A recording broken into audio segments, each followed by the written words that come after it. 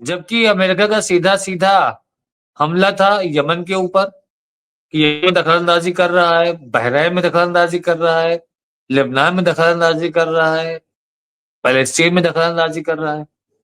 तो ईरान ने उसका पलटवार किया, कहा जहां जहां भी समस्याएं हैं वहां वहां देखिए अमेरिका पीछे खड़ा हुआ है समस्याओं के। जो अटैक किया गया था सऊदी अरब के ऊपर कि जो फिलिस्तीन को राज का दर्जा देने की बात करते हैं, वो जाके ऊंट चराए जो उनका काम है। तो ऊंट के साथ रहे। तो उस पे मोहम्मद बिन सलमान का आज बयान आया है, कहा ऐसे लोगों को हम सीरियस नहीं लेते हैं और हम ऊंट के साथ नहीं, इज्जत के साथ रहने वाले लोग हैं। अब आप ये देखिए, जो अब्राहम अकॉर्ड को इतना संभाल के सीने से लगा के चल रहे हैं, इजराइल के सामने उनकी क्या हैसियत है। जब चाहता है इनको जलील कर देता है। मुमताज भाई, बहुत सालों से एक चर्चा हो रही है हर छोटी वॉर पे, हर छोटी छोटी वॉर पे एक चर्चा हो रही है कि third world war, third world war, third world war. जहां तक हमारा अपना सोचना है, हमने ये सारी चीजों को सर्च किया, इसको देखा हमने, उसमें एकदम क्लियर, एकदम साफ दिख रहा है कि थर्ड वर्ल्ड वर्ल्ड वॉर का जो मैदान है वो फिलिस्तीन से ही शुरू होगा।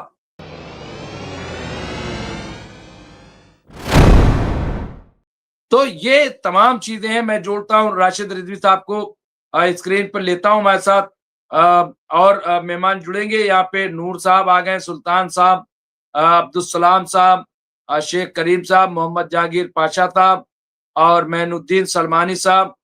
ये सारे लोग जो है, हसन रिजवी साहब, मैं इस्तकबाल कर लेता हूँ राशिद रिजवी साहब का। एडवोकेट राशिद रिजवी साहब सीनियर पॉलिटिकल एनालिस्ट हैं राशिद रिजवी साहब। इसके अलावा वो माहिर तालीम, माहिर कानून और मिडिल ईस्ट पे बड़ी अच्छी नजर रखते हैं और चूंकि साफ गो हैं। और मैंने कहा कि देखिए, कोई बात करता है, जब हमारे ग्रुप कैप्टन उत्तम कुमार देवनाथ जी आते हैं, वो जो बात करते हैं उनका अपना नजरिया है और वो बात करते हैं। इसके अलावा राशिद रिजवी साहब हों या दूसरे लोग हों, इनको पूरा हक है कि अपने तौर पे चीजों का जायजा लें, क्योंकि हम यहाँ पे खबर तो हम पहुंचा देते हैं, जो अपडेट है वो हम दे देते हैं, लेकिन तजिया तो इंसान अपने नजरिए से करेगा, उस पर अमल दखल नहीं हो सकता है।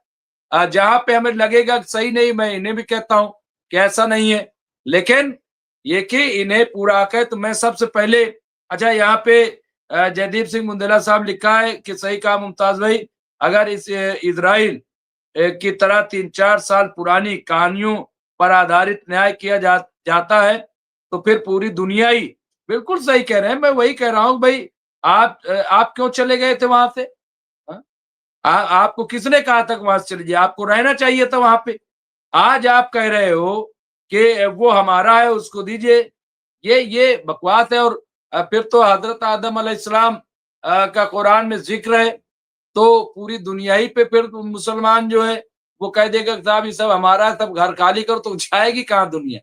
ये सब बेकार की बातें। राशिद रिजवी साहब, हालात सब आप देख रहे हैं। जो वेस्ट बैंक पे कब्जे वाली बात थी, अब उन्होंने अपने मंसूबे को फिर एक बार विड्रॉ किया, ऐसी खबरें आ रही।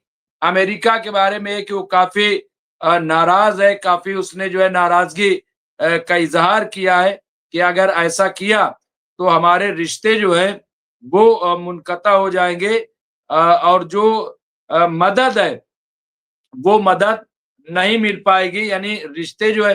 तो इसमें किस तरह से आप इसे देखते हैं, क्योंकि इस तरह की खबरें अब आ रही हैं राशिद रिजवी साहब? देखिए, हमने आज 4-5 दिन पहले कहा था कि जो ये येलो लाइन है, येलो लाइन के पीछे का एरिया इजराइल का कब्जा करने का पूरा अमेरिका के साथ प्लान है। जो येलो लाइन के और गाजा स्ट्रिप में समंदर तक का जो एरिया है, बस उतना ही एरिया ये हमास को देना चाहते हैं। और ये कहानी बहुत पहले लिखी जा चुकी थी, सीज फायर से पहले। पूरे टर्म्स एंड कंडीशन के साथ। इस सबको बनाने वाले जो लोग थे वो सभी यहूदी थे, इसमें कोई दो राय नहीं है।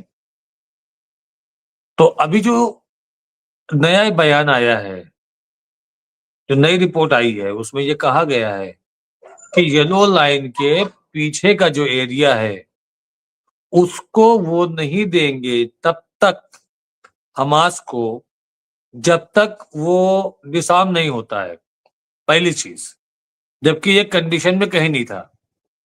दूसरी चीज, उन्होंने ये कहा है कि इसमें जो रिकंस्ट्रक्शन है वो भी तब तक नहीं होगा।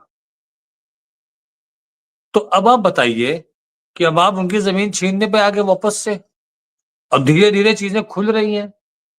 ये जो अमेरिका, इजराइल ने कल एक शगुफा छोड़ा था, अपने यहाँ नेसेट में पास कर दिया था एक कानून, जैसे हमारे यहाँ पार्लियामेंट होता है, वहां पास करके कह दिया कि हम इस वेस्ट बैंक को कब्जे में लेंगे, वेस्ट बैंक को मिला लेंगे, असैसिनेट करेंगे। तो उस वक्त वहां पर डीजी, क्या नाम है उनका, जो इनके उपराष्ट्रपति है, वो वहां मौजूद थे। वो उसने एक चाल चली थी, एक तुक्का मारा था उसने कि अगर इसमें अमेरिका खामोश रह गया तो हम इस पे काम करना शुरू कर देते हैं। लेकिन अमेरिका ने उसमें अपनी खामोशी तोड़ी। ट्रम्प ने कहा ये हो नहीं सकता। तब नेतन्याहू ने आकर के कोर्ट के सामने ये बात रखी, वो अपने मीडिया के सामने ये बात रखी कि वो हमारे अपोजिशन वाले ये बिल लेकर के आ गए तो इसलिए ऐसा हो गया।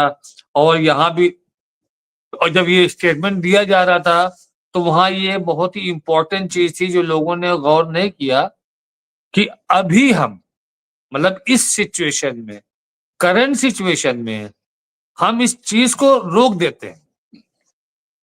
इसका मतलब ये है कि आपका प्लान है वेस्ट बैंक पर हमला करना, वेस्ट बैंक को कब्जे में लेना। मुमताज भाई, बहुत सालों से एक चर्चा हो रही है हर छोटी वॉर पे, हर छोटी छोटी वॉर पे एक चर्चा हो रही है कि third world war, third world war, third world war. जहां तक हमारा अपना सोचना है, हमने ये सारी चीजों को सर्च किया, इसको देखा हमने, उसमें एकदम क्लियर, एकदम साफ दिख रहा है कि थर्ड वर्ल्ड वॉर का जो मैदान है वो फिलिस्तीन से ही शुरू होगा। और इसका रीजन, इसकी वजह इजराइल और अमेरिका ही बनेंगे। अगर किसी भी तरीके से अरब के दबाव में हम इसको वापस ले लेते हैं, पूरा गाजा वापस ले लेते हैं, तो उसके बाद दूसरा हमला फिर ये करेगा, जो हम आपको पहले बोल चुके हैं कि ये सीज फायर जो है टेम्परेरी है, 2 4 6 महीना, उसके बाद इसको करना है। देखिए, एक जानवर है जिसका काम है भौंकना, आप उसको भौंकने से नहीं रोक सकते हो।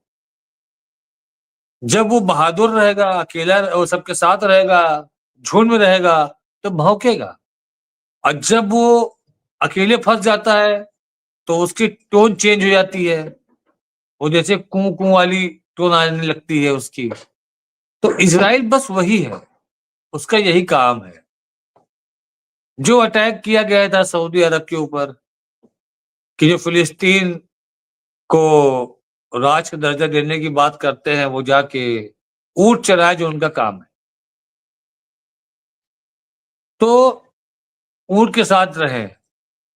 तो उस पे मोहम्मद बिन सलमान का आज बयान आया है, कहा ऐसे लोगों को हम सीरियस नहीं लेते हैं, और हम ऊंट के साथ नहीं, इज्जत के साथ रहने वाले लोग हैं। अब आप ये देखिए, जो अब्राहम अकॉर्ड को इतना संभाल के सीने से लगा के चल रहे हैं, इजराइल के सामने उनकी क्या हैसियत है। जब चाहता है इनको जलील कर देता है, और इनके मुंह से कुछ खुल के निकल ही नहीं सकता कि ये खुल के बोले।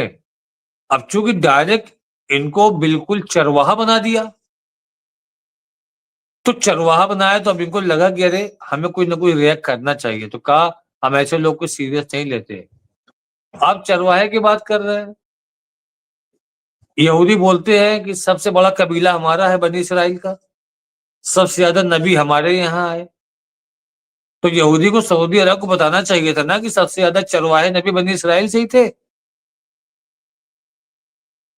क्यों नहीं बोला? तो इनके पास कोई ऐसा मुद्दा नहीं है, या इनको नॉलेज नहीं है, या ये बोलने से डरते हैं, घबराते हैं। ये चीज समझ में आ नहीं रही है कि इनकी खामोशी की वजह क्या है, कि हम खामोशी से अपनी सल्तनत चलाएं। ईरान के ऊपर अटैक हुआ, ईरान के ऊपर कहा गया कि ईरान, अमेरिका का स्टेटमेंट आया आज कि ईरान जो है अपने पास पड़ोस के लोगों के लिए खतरा है। तो ईरान ने उसको, यूएन सिक्योरिटी काउंसिल में उसका स्टेटमेंट था, उसने कहा कि जहां जहां जिस जिस मुल्क में खलफशार हुआ है, तख्ता पलट हुआ है, गृह युद्ध हुआ है, उन सब के पीछे तो अमेरिका नजर आया। ये किस मुंह से कहता है कि ईरान खतरा है? ईरान का पड़ोसी मुल्क अफगानिस्तान है, ईरान का पड़ोसी मुल्क पाकिस्तान है, ईरान का पड़ोसी मुल्क इराक है। तो ईरान ने किसके ऊपर हमला किया? ईरान ने किसके यहाँ इंटरफेयर किया, दखल अंदाजी की? उसने दखल अंदाजी के ऊपर स्टेटमेंट दिया कि वो पड़ोसियों के लिए खतरा है और वो हर के यहाँ दखल अंदाजी करता है। तो ओआईसी के नाम गिनाए उन्होंने, अरब लीग के नाम गिनाए, कतर के लिए कहा, अरब के लिए, सऊदी अरब के लिए कहा, ओमान के लिए कहा, सबके लिए कहा उसने। उसने कहा कि मेरे किसी भी सरकार में या किसी भी मुल्क में किसी भी तरीके की कोई दखल अंदाजी नहीं है।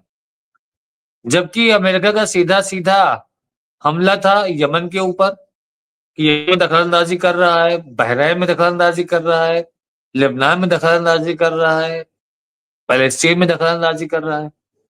तो ईरान ने उसका पलटवार किया, कहा जहाँ-जहाँ भी समस्याएँ हैं, वहाँ-वहाँ देखिए अमेरिका पीछे खड़ा हुआ है समस्याओं के। तो समस्याएँ ये पैदा करता है, हम नहीं पैदा करते। इसके ऊपर एक बार अमेरिका को सोचना चाहिए। तो इस तरीके से जवाब दिए जाते हैं, वो चाहे अमेरिका को हो, चाहे इज़राइल को हो, हमेशा ज़ियोनी हुकूमत कहा है। इज़राइल को ईरान ने हमेशा ज़ियोनी हुकूमत कहा है और कहा ये ज़ालिम होते हैं। इनके लिए इंसानियत, मानवता नाम की कोई चीज़ नहीं है। ये अपने आप को अफ़ज़ल समझते हैं और दूसरों को हक़ारत की नज़र से देखते हैं, जबकि ये खुद कुछ नहीं है। इनके पास जितना भी इनका अचीवमेंट है, वो आप जाके देख लो। ये हमेशा चोर-उचक्कों वाली हरकतों को इस्तेमाल करते हैं। इनका डेवलपमेंट क्या है कि इन्होंने चोरी वाले सॉफ्टवेयर बनाए। ये क्या करते हैं कि ये सॉफ्टवेयर डाल देते हैं मोबाइल में, ये सॉफ्टवेयर डाल देते हैं पेजर में, ये हर चीज को चोरी से, अपने मोसाद को भेज के हर काम चोरी से करते हैं। हमने आज तक इस तरह का ईरान ने कोई काम नहीं किया, ना ईरान ने ऐसे कदम उठाए और न ही ईरान ने किसी के सामने सर झुकाया। ईरान ने जब भी हमला किया, वो खुल के किया और सामने से किया, चाहे इराक रहा हो, चाहे अमेरिका रहा हो, चाहे इज़राइल रहा हो। ईरान ने चोरी वाला कोई काम नहीं किया। ये इतिहास इज़राइल का है, ईरान का नहीं है। ये चीजें खुल करके ईरान ने बोली, लेकिन हमारे अरब देश नहीं बोल सकते। कतर पे अटैक कर दिया, तो हमने आपसे कहा था शुरू में कि इस अटैक का कोई रिएक्ट नहीं होगा। ये कहेंगे माफी मांग लो, वो माफी मांग लेगा, ये कहेंगे ठीक है माफ कर दिया। फाइनली वही चीज हुई मुमताज साहब, उन्होंने माफी मांगा, इन्होंने माफ कर दिया। फिर हमने आपसे कहा कि ये सीज फायर का वॉयलेशन करता रहेगा, क्योंकि इसकी पुरानी परंपरा है, ये कमजोरों पे हमला करता रहता है। अभी हिजबुल्लाह निज़ाम है, उसके पास हथियार नहीं है, वो जवाब नहीं दे सकता, तो ये हमले पे हमला कर रहा है। अब जेसीबी ऐसा हथियार है जिससे इजराइल पे हमला हो सकता था, तो जेसीबियां पूरी जो कंस्ट्रक्शन के लिए थी उसको उड़ा दी गई, उसके ऊपर हमला कर रहे हैं। इनकी जो रियल एस्टेट की मशीनरीज हैं उसके ऊपर हमला हो रहा है। उस मतलब आप मकान भी नहीं बनाने देना चाहते हो किसी को रहने के लिए। मतलब आप उस नक्शे को सामने रखे हुए हो जो जिसमें उन्होंने ये देख लिया कि ये हमारे ग्रेटर इज़राइल में आ रहा है। तो वो हिसाब से तो आधा तो इजिप्ट भी आ रहा है, काफ़ी बड़ा हिस्सा तो सऊदी अरब का भी आ रहा है। तो इसका मतलब हम ये मान के चलेंगे कि इसके बाद सऊदी अरब की भी वही हाल होने वाली है। इजिप्ट की भी वही हाल होने वाली है। जितना एरिया उनको ग्रेटर इज़राइल के लिए सीरिया का चाहिए था, तकरीबन तकरीबन वहां तक तो वो पहुंच ही रहे हैं। गोलान हाइट इनसे छीन ली गई थी, अब वो गोलान हाइट पूरी कब्जे में ले लिए और आगे बढ़ते जा रहे हैं। तो ये अपनी हरकतें कर रहा है, इसने नक्शा सामने रखा हुआ है। कोई भी वहां का प्राइम मिनिस्टर, कोई भी राष्ट्रपति होगा इजराइल का, वो उस पॉलिसी पे काम करेगा। इनके लोग अमेरिका के हर बड़े शोबे में हैं, हर ऊंची पोस्ट पे हैं गवर्नमेंट के। वो चाहे आपका रक्षा मंत्रालय हो, वो चाहे आपका विदेश मंत्रालय हो, वो चाहे आपका फाइनेंस मंत्रालय हो, वो सारी पॉलिसी डिसाइड करते हैं अमेरिका की। लेकिन जब इजराइल का करना होता है तो 100% विल प्रूफ वो करते हैं इजराइल के लिए, कि इजराइल के कोई भी अमेरिका का राष्ट्रपति हो, वो इजराइल के खिलाफ न जा सके। वो अपनी पॉलिसी प्लान में ऐसे घेराबंदी कर देते हैं। बहुत बुरी गाली दिया था आपने, अगर वो वीडियो देखा हो डोनाल्ड ट्रंप का, जब ईरान पर अटैक कर दिया था, ईरान पर अटैक कर दिया था सीज फायर के ऐलान होने के बाद। तो एक पत्रकार जब वो हेलीकॉप्टर की तरफ डोनाल्ड ट्रंप जा रहे थे, तो उन्होंने कहा कि क्या इजराइल दोबारा हमला करेगा आपके सीज फायर के बावजूद? तो उन्होंने इंग्लिश में एफ जैसा वर्ड था उस गाली का, जो बहुत बुरी गाली मानते हैं, वो यूज किया नेतन्याहू का नाम लेकर के। तो अब व्यक्तिगत पर्सनली नेतन्याहू को डोनाल्ड ट्रंप पसंद नहीं करते हैं, ये मैं आपसे कह रहा हूं। व्यक्तिगत पर्सनली पसंद नहीं करते हैं, लेकिन पॉलिसी मेकर ऐसी पॉलिसी बनाते हैं कि उनको साइन करना पड़ता है, घेराबंदी हो जाती है। कई सेनेटर वहां पर यहूदी भी है, कई सेनेटर यहूदियों के इन्फ्लुएंस में है। वो सब मिल करके एक रेजोल्यूशन अमेरिका में पास कर देते हैं कि इजराइल का समर्थन करना है। जो अमेरिकी कांग्रेस है, जहां पर सब पास होता है, सारे कानून पास होते हैं, यहाँ तक कि वो प्रेसिडेंट के अध्यादेश को भी इनवैलिड कर देते हैं कांग्रेस की जब अधिवेशन चलता है वहां पर। लेकिन कभी भी आपने ये नहीं देखा होगा कि वो कांग्रेस इजराइल के खिलाफ गई हो, क्योंकि वो सारे बिके हुए लोग रहते हैं, वो सारे उनके प्रेशर में रहते हैं, उनके कंट्रोल में रहते हैं, वो उनको फाइनेंस करते हैं, उनके इलेक्शन में बहुत पैसा लगाते हैं और कहते हैं कि आपके इलेक्शन में मैंने इतना खर्चा किया है और आपको हमारा सपोर्ट करना है। इसमें आपको कोई और सपोर्ट करे न करे, सदन के अंदर हाउस में कोई सपोर्ट करे न करे, आप करिए। तो एक एक सीनेटर के ऊपर 3-3 बिजनेसमैन हावी रहते हैं उनके, इसलिए उनको पूरी सफलता मिलती है। अब अमेरिका का कोई रोल तो था नहीं यहाँ पर, अमेरिका को कोई रोल नहीं था यहाँ पर, लेकिन अमेरिका बेवजह घुसा। ईरान कुछ नहीं कर सकता वहां पर, उसकी मजबूरी है कि ये हमारे अरब देश कब गद्दारी कर जाए, कब अपना एयरबेस दे दे हमला करने के लिए अमेरिका को। कोई भरोसा नहीं है इन लोगों का। आपने देखा था कि जब कतर पे हमला हुआ था, इतनी जोर शोर से मीटिंग चली कि लग रहा था कि सब मिल के पलटवार करेंगे, इसराइल को तबाह कर देंगे, इसराइल से सारे रिश्ते खत्म कर देंगे और अमेरिका को भी वार्निंग दे देंगे। क्या हुआ? कुछ नहीं हुआ। पूरी दुनिया में इतना बड़ा एहतजाज हुआ, फौरन सीज फायर का प्रोग्राम लेकर के आप आ गए, उस प्रोग्राम को ला करके आपने सामने रख दिया कि हम सीज फायर करा रहे हैं, अब नहीं होगा। ये पूरी दुनिया में जो इतना बड़ा एहतजाज हुआ, ये उसका असर था। पूरी दुनिया में आग लगी हुई थी, अमेरिका में खुद आग लगी हुई थी। यहाँ तक कि जब यूएन में नेतन्याहू गया, 50,000 लोगों ने यूएन को घेर लिया ना, नेतन्याहू के खिलाफ नारेबाजी। जिस होटल में गए, उस होटल की सड़कों को पूरी तरीके से आर्मी के हवाले कर दिया गया। अमेरिकन गवर्नमेंट ने उसको आर्मी के हवाले कर दिया कि ये पूरी सिक्योरिटी तुम्हारे हाथ में है। यानी वहां की जो लोकल पुलिस है, उसे कंट्रोल में नहीं था। जहां जहां तक जाने का एक्सेस था, लोग गए, जाकर के एहतजाज किया, नेतन्याहू के खिलाफ नारेबाजी की। इटली का आपने देखा, स्पेन का आपने देखा, फ्रांस का देखा, ब्रिटेन का देखा, जर्मनी का देखा, यूरोप की कई कंट्रीज में चला, सब बेल्जियम वगैरह में खूब चला। वो एक अंतरराष्ट्रीय दबाव पड़ा तो इन्होंने सीज फायर की बात की, वरना जो तबाही थी, अमेरिका का आपने स्टेटमेंट सुन लिया जब डोनाल्ड ट्रम्प ने कह दिया कि इजराइल ने हमारे दिए भेजे हुए हथियारों का सही इस्तेमाल किया है, तो यानी दो जेनोसाइड में चीजें पूरा पूरा समर्थन था।